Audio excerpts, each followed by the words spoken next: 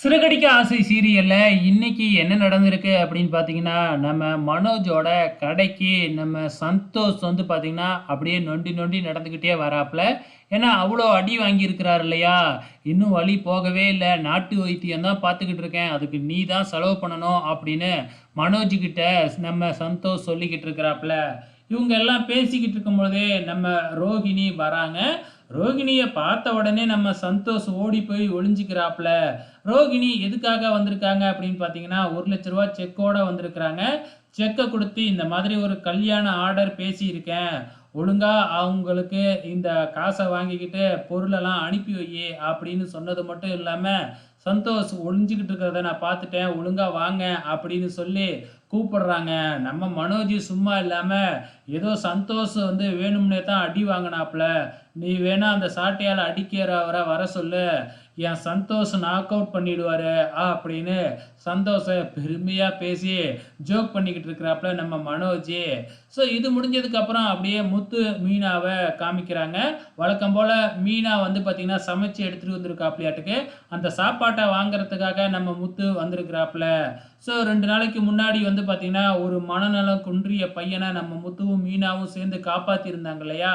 அவங்களோட அப்பா அம்மா வந்து முத்துவுக்கு நன்றி சொன்னது மட்டும் இல்லாம, உங்களுக்கு நான் ஏதாச்சும் பண்ணணும் அப்படின்னு சொல்லி கேட்டுக்கிட்டே இருக்காங்க. என்ன ஒண்ணு வேணாம் அப்படின்னு சொன்னாலும், இல்ல நான் ஒரு நல்ல வேலையில இருக்கேன். அது மட்டும் இல்ல இந்த அபார்ட்மெண்டோட செக்ரட்டரி நான் தான். அதனால கண்டிப்பா நான் உனக்கு ஒரு உதவி பண்ணியே தீருவேன். ஆமா நீ என்ன பண்ற அப்படின்னு கேட்கிறப்ப, நான் கார் தான் ஓட்டுறேன். இது என்னோட சொந்த கார் தான் அப்படின்னு முத்து சொல்ல, உன்கிட்ட ஆம்னி வேன் இருக்கா?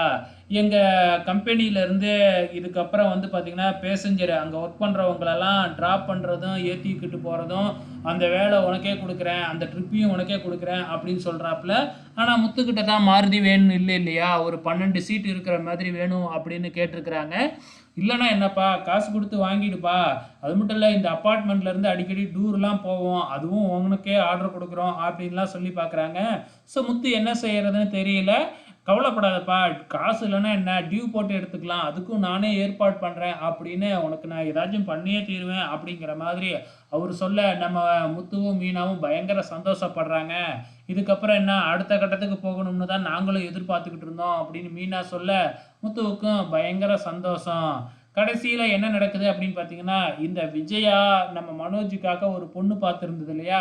ஸோ பொண்ணு வீட்ல இருந்து வராங்க. ஸோ பொண்ணு வீட்ல நம்ம விஜயா வந்து மனோஜ பத்தி சும்மா அள்ளி தெளிச்சுக்கிட்டு இருக்கிறாங்க. அவன் அப்படி இப்படி பெரிய தொழிலதிபர், காரு அது இதுன்னு வந்து பார்த்தீங்கன்னா, சும்மா பொய் மேல பொய்யா அள்ளி அடுக்கிக்கிட்டு இருக்கிறாங்க. இத பார்க்குற நம்ம பார்வதிக்கும், சிந்தாமணிக்குமே அதிர்ச்சியா இருக்கு. இதுக்கப்புறம் என்ன சிந்தாமணி நேரா போய் ரோகிணி கிட்ட இந்த விஷயத்த சொல்ல, ரோகிணி பயங்கர கோவப்படுறாங்க. ஸோ ரோகிணி என்ன பண்ண போகுதுன்னு தெரியல. பொறுத்திருந்து பார்க்கலாம்.